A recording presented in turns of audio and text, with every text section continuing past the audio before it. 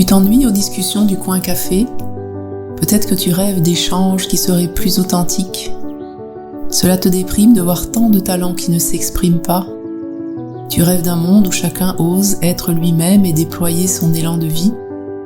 Je suis Coralie Ram, passeuse d'âme, accompagnatrice en pleine présence et cofondatrice de l'Institut d'auto-accompagnement. Dans ce podcast, je t'invite à te laisser toucher par l'intimité d'expériences de vie qui se dévoilent. Témoignages poignants de personnes qui ont passé des caps et qui peut-être t'inciteront toi aussi à te laisser glisser dans le flot de l'expérience pour te découvrir et t'honorer toujours plus chaque jour. Alors tu es prête? Tu es prêt à te laisser toucher? Allons-y. Bonjour Yann, je suis heureuse de t'accueillir dans ce podcast Rencontre cœurs et âmes. Alors, moi je suis particulièrement touchée d'avoir ce temps avec toi parce que on a pris conscience il y a pas longtemps qu'on avait vraiment un point commun tous les deux. C'est vraiment cette. Tu parlais de découverte de la nature avec le corps. Et c'est vrai que c'est quelque chose qui nous relie tous les deux, cet élan d'aller à la rencontre de la nature, de notre nature, cette conscience que la nature nous soigne.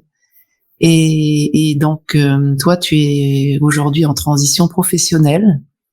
Tu as pris conscience que tu étais allé au-delà de tes limites.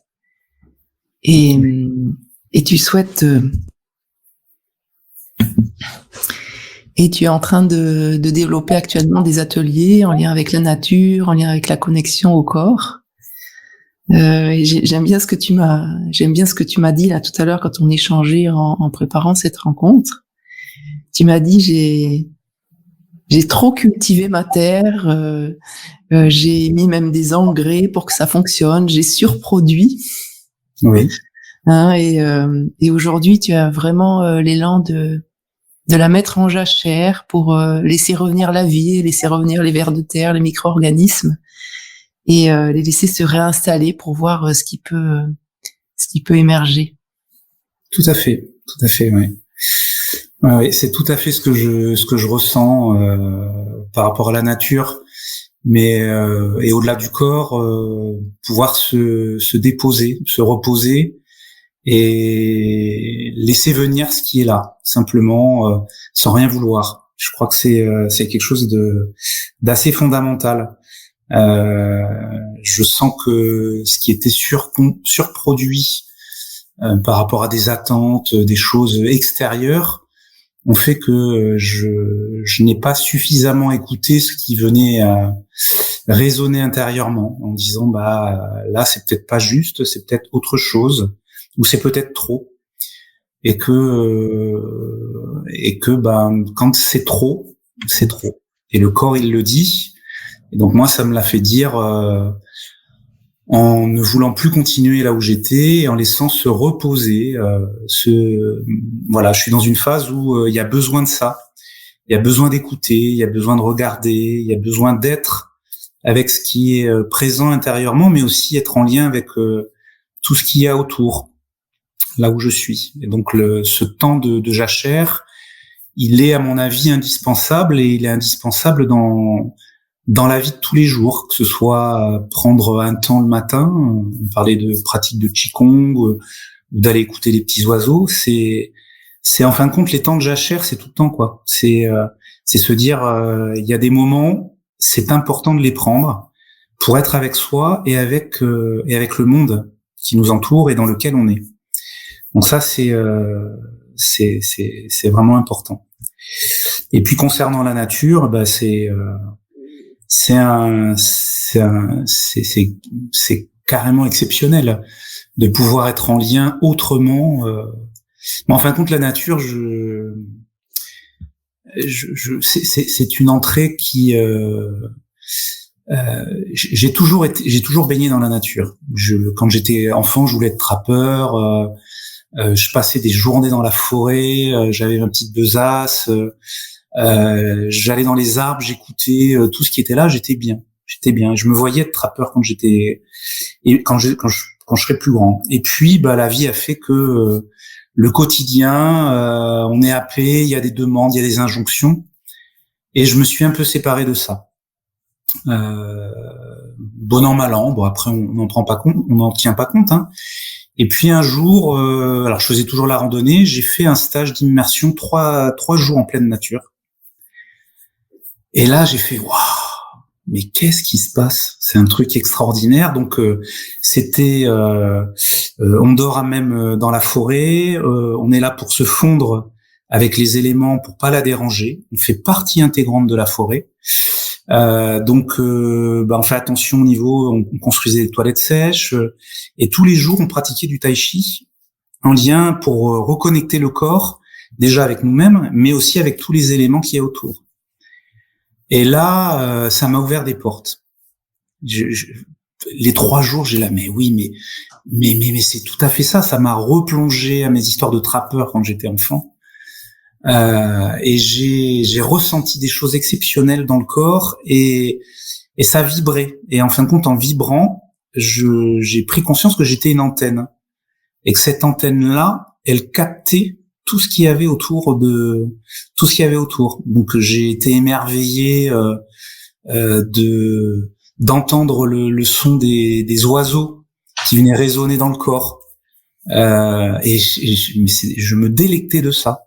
J'étais émerveillé d'entendre les vagues, les roulis de vagues sur le sable, le vent sur la peau, les pieds dans le sable, les mains dans les aiguilles, sur le tronc des arbres. Et en fin de compte, ça a été toute une sensation, plein de sensations qui explosaient comme des petites bulles d'air dans le corps.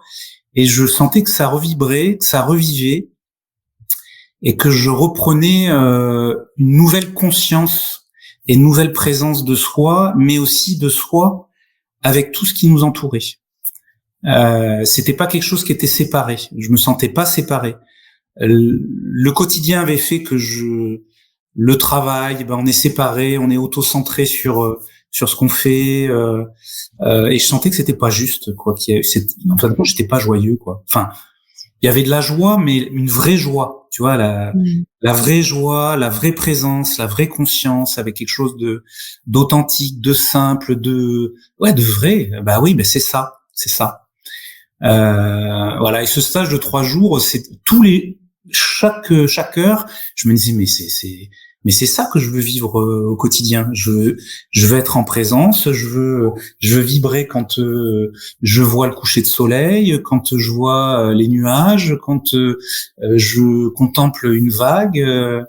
Voilà. Donc ça a été 3 jours comme ça. Donc le matin, on se levait, on allait à la plage tout seul, en autonomie, on méditait, et puis après on prenait un bain, on enlevait les vêtements et on allait dans l'eau. Et la sensation d'eau, de mer sur le corps, nager, mais en silence, hein, dans le silence, sans brouhaha, sans laisser le mental, c'était en lien avec le corps. Et alors, il pouvait y avoir des pensées qui étaient générées en disant, c'est génial, beaucoup de joie, beaucoup de joie, beaucoup d'apaisement, beaucoup de sérénité, de plénitude, de paix. Le corps a vraiment vibré, quoi, vibré. J'entends vraiment cette expérience comme de reconnexion, comme je sais pas, dans mon impression, dans mon expérience enfant, on a cette connexion, on vibre à notre environnement, et puis on grandit avec tous les conditionnements, on perd ça, et puis là j'entends qu'il y a vraiment eu cette expérience de reconnexion et de se dire voilà, c'est ça ma nature, c'est ça qui est juste pour moi. Mais j'imagine que du coup, même si c'est extrêmement intense, t'as pas pu installer ça forcément dans ta vie tous les jours, comme aujourd'hui tu décides de se poser puis de voir comment tu vas pouvoir déployer ça un peu plus. Mais comment tu as vécu cette période entre les deux où tu avais cette conscience que c'est ça qui était juste, et en même temps j'imagine que tu as continué à avoir le métier que tu avais. Qu'est-ce qui s'est passé dans cette période? Qu'est-ce qui a fait que la bascule, elle se fait doucement, en fait, elle s'est pas fait brutalement, t'as pas tout abandonné, puis t'es parti vivre dans une cabane dans les bois. Alors ça m'a toujours accompagné, parce que j'ai continué à aller dans la nature, à pratiquer des ateliers autour de ça, à faire du tai chi. Donc le tai chi, comme d'autres pratiques corporelles, sont amenés aussi à se relier et à prendre conscience de ce qui nous anime, de ce qui est présent en nous. Et la relation, oui, ça permet d'avoir une conscience plus importante de la relation à soi, aux autres et puis à ce qui nous entoure. Mais moi j'ai constaté qu'on était sur du courant alternatif.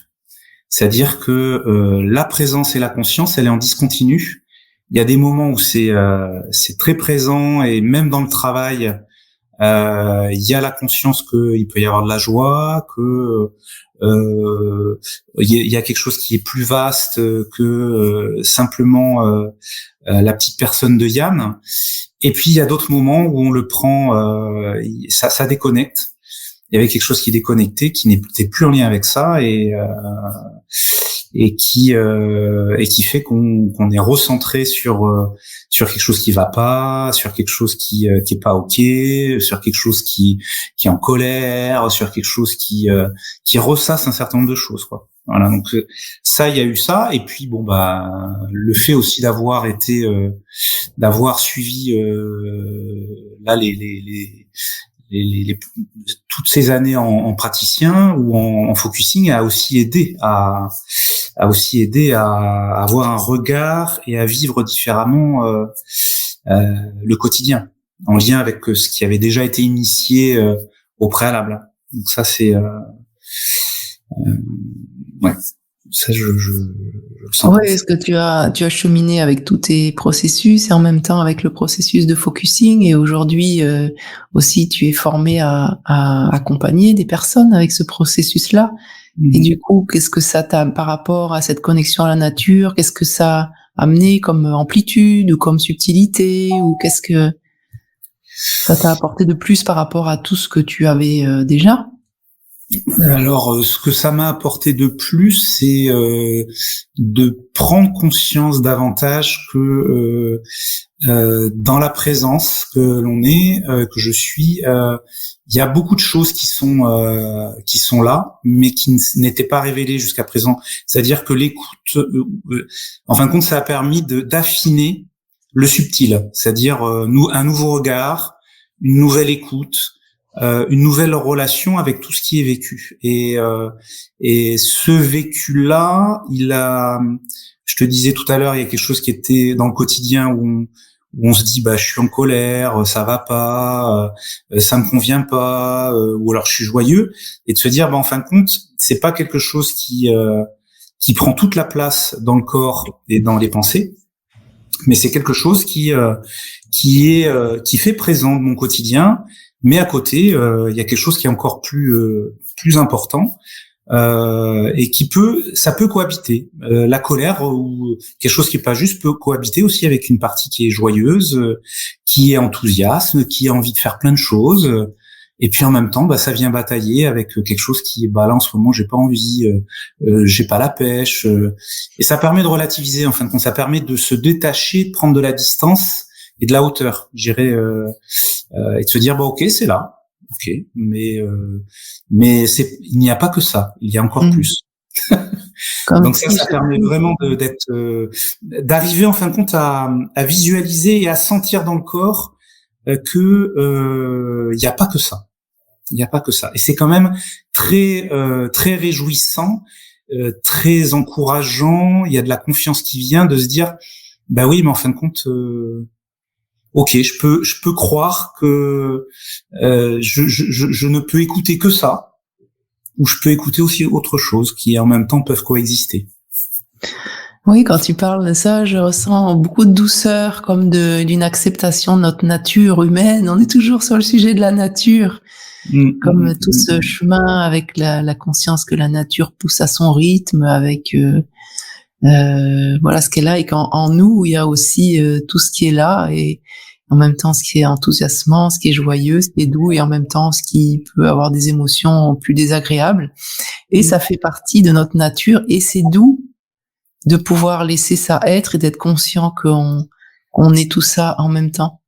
Oui, ben c'est là, tu vois, ça fait partie de la jachère, la terre qui est en jachère, se dire dans la terre il y a plein de choses pour que la vie puisse avoir lieu.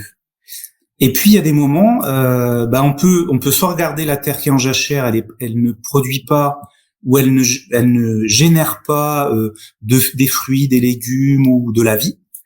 Ça, c'est le regard qu'on en a. Mais en fin de compte, dessous, il y a des choses qui sont en train de se faire et qu'il faut le temps. Il faut le temps pour que ça se régénère ou que ça puisse se révéler, parce qu'il y a des conditions nécessaires pour ça. Et donc, par moment, on pourrait se dire, le regard que j'ai sur la jachère, franchement, par rapport à l'autre terrain, ça va pas, quoi. Mais c'est là, donc ça va prendre le temps. Et voilà, c'est laisser le temps au temps de faire son œuvre et être confiant par rapport à ça. Ça, c'est vraiment important.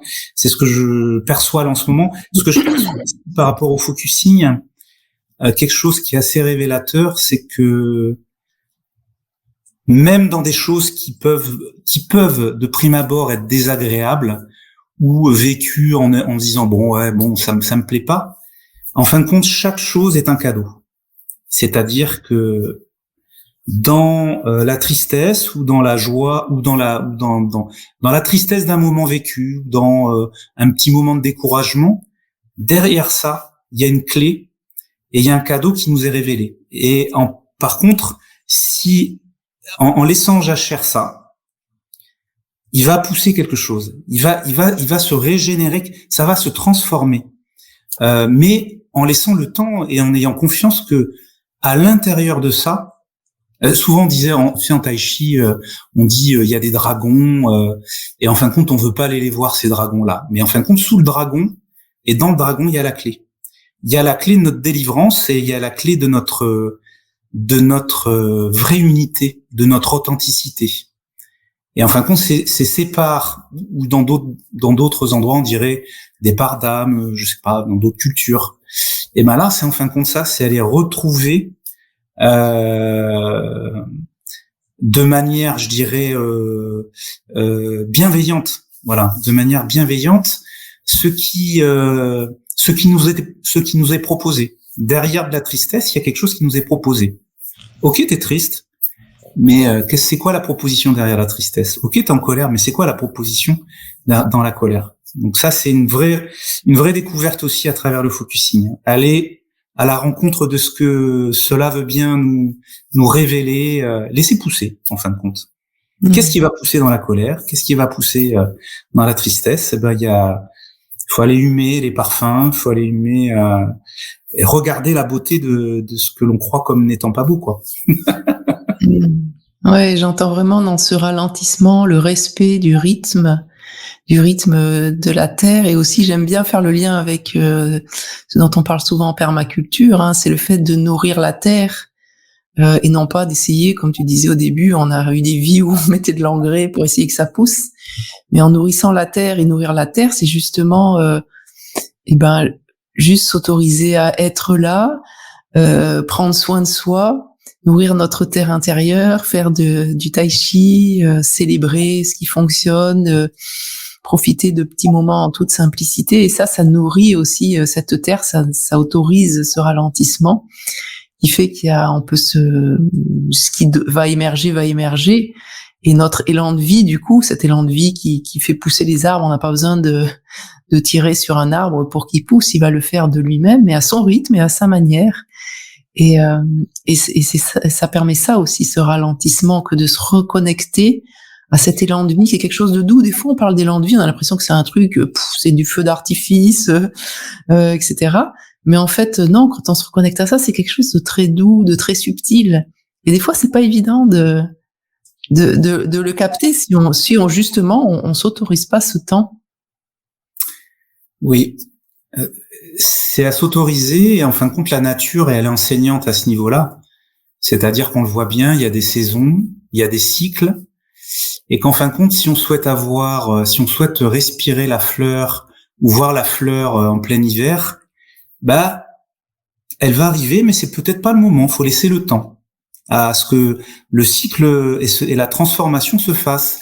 Et c'est pareil pour tous les sentiments, pour toutes les émotions, pour tout ce qu'on traverse. Il y a des moments avec des phases incontournables. L'arbre, il va grandir, et puis il va y avoir le fruit. Le fruit va tomber, il va se il va revenir à la terre, il va revenir nourrir l'arbre, qui va se nourrir en fin de compte. Et en fin de compte, c'est un cycle. Et à chaque fois, si on se dit que ce qui est en nous, on a envie de le rejeter et ne pas le garder, en fin de compte, on se fourvoie. Chaque chose en nous va venir nourrir avec l'expérience et le cycle et nous faire grandir. En fin de compte, ça nous fait grandir. On peut, voilà. C'est vraiment enseignant la nature. C'est vraiment très enseignant à ce titre-là, quoi. Chaque chose que l'on vit est utile. Elle est utile en se disant qu'elle fait partie de notre cycle de vie et on va grandir avec ça. Elle est utile quand on a cette humilité, comme tu le décris, de s'arrêter avec, d'observer ce que ça nous fait, d'observer ce que ça vit, d'être en empathie avec comment ça se sent. Et parce qu'effectivement, on a été élevé dans des modèles où on va lutter contre. On va essayer de transformer, on va essayer de pas voir ça, on va essayer que ça change, on va essayer que ça soit autrement. Et là, on est vraiment, quand on est en lien avec la nature, quand il y a de la neige et qu'il fait très froid, on peut râler autant qu'on veut. C'est ça qui est. Alors, qu'est-ce qu'on fait de ce grand froid, de cette neige? On peut aller construire un igloo, ou alors on râle qu'on a froid. Et donc, c'est ça, c'est d'aller voir dans chaque situation. C'est vraiment une question de posture et de choix intérieur. Est-ce que j'embrasse la situation et je vais aller voir ce que je peux en retirer, ou est-ce que je lutte contre? Et la majorité d'entre nous luttons contre, et c'est ce qui nous épuise, en fait.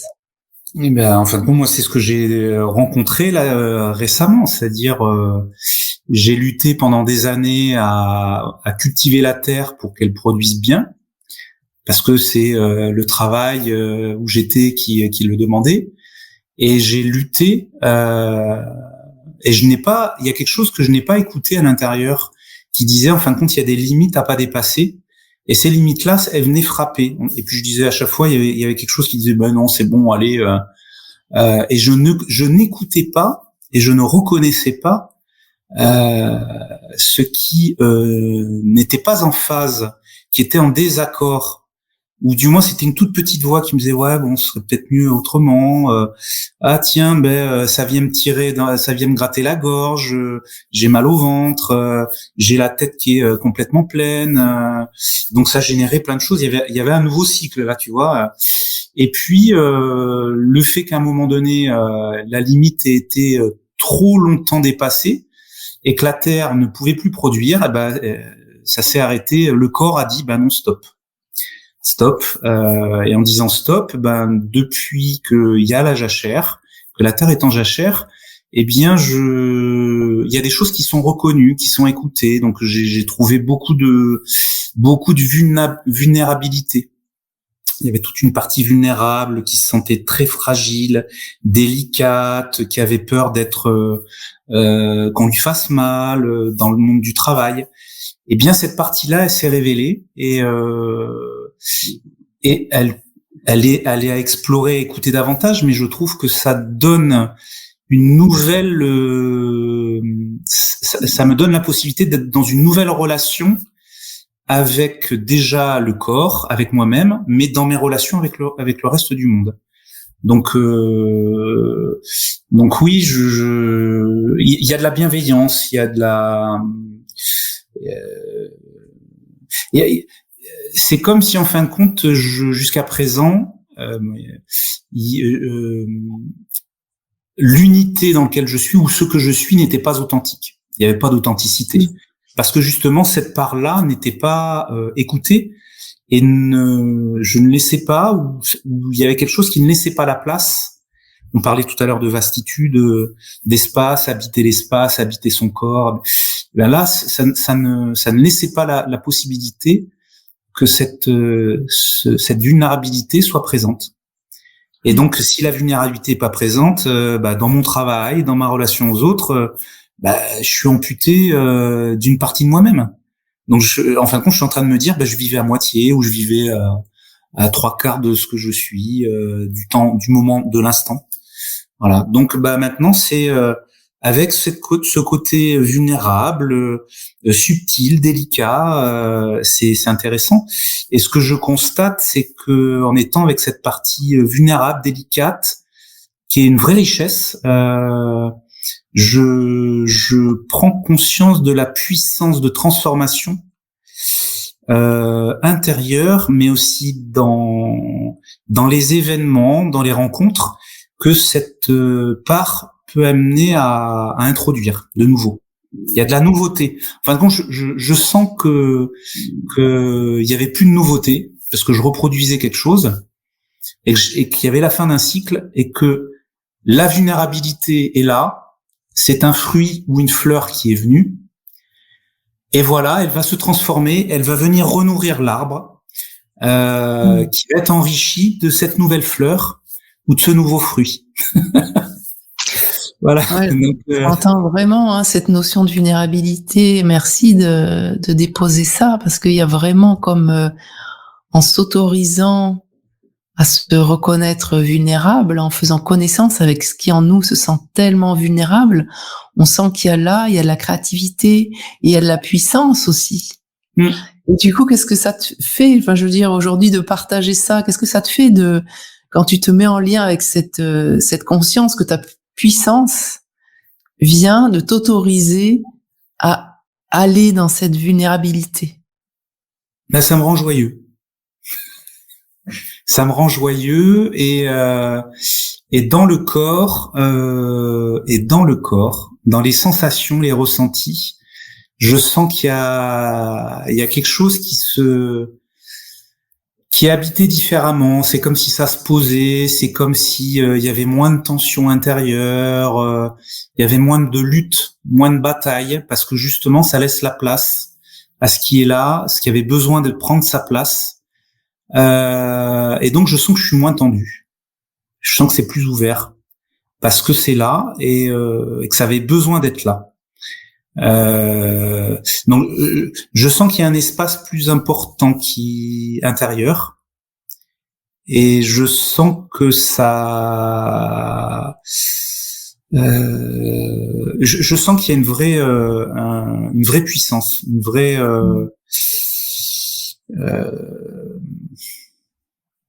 oui, enfin, c'est en devenir. Hein, ça mériterait effectivement en focusing d'aller regarder, d'aller écouter ce qui est là, cette part, pour vraiment aller dialoguer et aller faire connaissance davantage. Mais c'est en devenir là. C'est comme ça fait pas longtemps que c'est là, donc voilà, ça va m'accompagner pour maintenant, je pense, pas mal de temps, jusqu'à la fin de mes jours, avec cette nouvelle part qui vient faire en sorte que, je parlais d'unité, il y a une nouvelle unité qui est là. Ouais, et du coup, depuis ce nouveau paradigme qui est un petit peu récent dans sa subtilité, dans cette nouvelle connexion à cette puissance qui émerge intérieurement, qu'est-ce que tu as comme élan pour la vie, pour le monde, comment tu pourrais décrire ton élan intérieur là aujourd'hui? Alors, dans la continuité de ce que je fais déjà depuis pas mal d'années et en étant renforcé par l'approche et tout ce que l'on fait au niveau du focusing, c'est de pouvoir le relater, parler de cette expérience-là, la partager avec d'autres, se dire la nature, qu'est-ce que ça peut apporter, et le corps, qu'est-ce que ça vient révéler. Voilà, quelque chose autour de ça. C'est encore en devenir, mais oui, faire bénéficier l'expérience que vous nous avez fait partager, la partager à nouveau aussi à mon niveau, avec d'autres. Alors je sais pas sous quelle forme, voilà. Et du coup, si tu te connectais à ton âme, est-ce que son élan, ça serait vraiment de partager aux autres et de créer des espaces pour que les autres puissent justement vivre cette expérience de se reconnecter à leur vulnérabilité, de se reconnecter à leur nature profonde? Oui, ce serait se reconnecter à cette vulnérabilité et surtout se reconnecter au corps. La porte d'entrée, la clé qui est le corps, les sensations, les ressentis, pour pouvoir ouvrir. C'est comme des portes. En fin de compte, je souhaiterais, ce qui m'anime, ce serait de pouvoir permettre à ceux qui le souhaitent et qui ont envie de faire l'expérience, d'aller faire cette expérience de quelque chose qui est plus subtil, pour une nouvelle écoute, un nouveau regard et une nouvelle conscience à travers ces portes qui s'ouvrent. Et quand cette porte s'ouvre, il y en a plusieurs après qui vont s'ouvrir. C'est une histoire sans fin en fin de compte. Dès l'instant où on met le petit doigt, on se rend compte que plus la première porte, si elle est ouverte et qu'on sait écouter et l'ouvrir, il y en aura plein d'autres qui s'ouvriront. Et en fin de compte, c'est une histoire qui va s'élargir en hauteur, donc vers quelque chose qui, en fin de compte, ça nous connecte à la nature, à tout, voilà, mais au-delà de la nature, aux étoiles, au soleil, à tout ce qui nous entoure. Et puis, ça vient nous connecter à l'intérieur du corps. Ça vient nous connecter à la terre, ça vient nous connecter à toutes les choses qui sont un peu plus fines, que l'on ne prend pas le temps de regarder, qu'on prend pas le temps d'écouter. En fin de compte, c'est comme si on avait des grandes oreilles, c'est comme si on avait des grands yeux, c'est comme si on avait des grandes mains, c'est comme si on avait des pores qui permettent de capter différemment. Voilà, ce que je perçois, c'est que ces portes-là nous ouvrent à l'écoute des vibrations. Comment ça vibre, comment la vie elle vibre. En fin de compte, en soi, autour de soi, et voilà, il y a quelque chose autour de ça qui et plus les portes s'ouvrent et plus on a envie de les ouvrir. Voilà. Et ça veut pas dire pour autant que même en ouvrant les portes, qu'on n'aura pas en ouvrant les portes, qu'on rencontrera pas, on va quand même rencontrer de la tristesse, mais ce sera une nouvelle forme de tristesse. On va rencontrer de la joie, ce sera une nouvelle forme de joie. On va rencontrer de l'élan, ce sera une nouvelle forme d'élan. On va rencontrer des fois des freins où on n'a pas envie, mais oui, mais ça fait partie aussi on les rencontrera tout le temps. Et on leur redira bonjour, ah bah ouais, c'est ok, on viendra pas repousser, on viendra les inclure, je dirais. On viendra inclure ça dans notre quotidien et on ne sera pas séparé de ça. En fin de compte, je crois que on n'est pas séparé, on n'est que relié avec ça, et c'est accepter d'être relié avec tout ce que la vie nous propose, avec ce que je disais tout à l'heure, ce qu'elle nous propose, c'est que des cadeaux. Et voilà. C'est quoi un cadeau? Et chacun son cadeau, chacun ses cadeaux. Merci. Et du coup, pour clôturer avec ce beau cadeau que tu nous fais là de reliance, qu'est-ce que tu as envie de partager avec les personnes qui nous écoutent, hein, une pépite, une lumière, quelque chose pour les encourager dans leur cheminement intérieur et dans leur cheminement de reliance à la nature?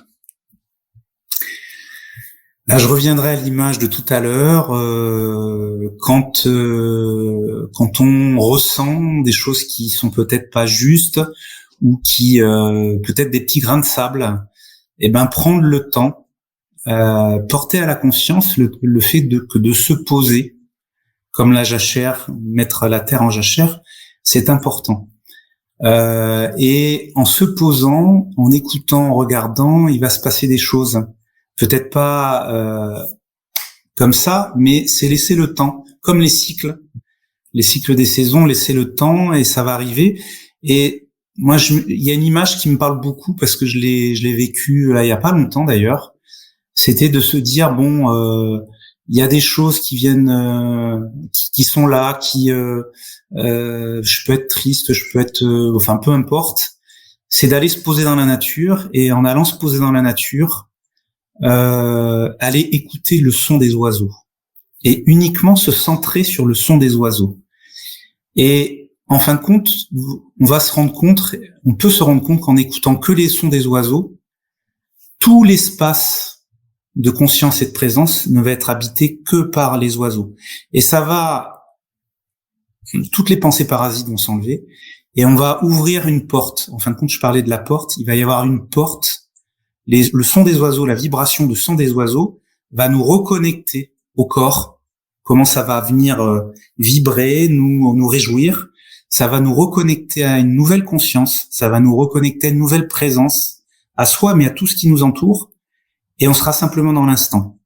Et en étant dans l'instant, une nouvelle porte s'ouvre et c'est un nouveau cadeau.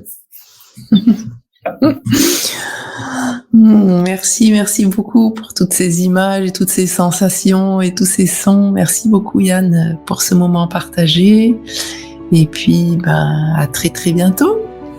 Et merci aussi pour cet échange. Ça fait plaisir. Merci à toi.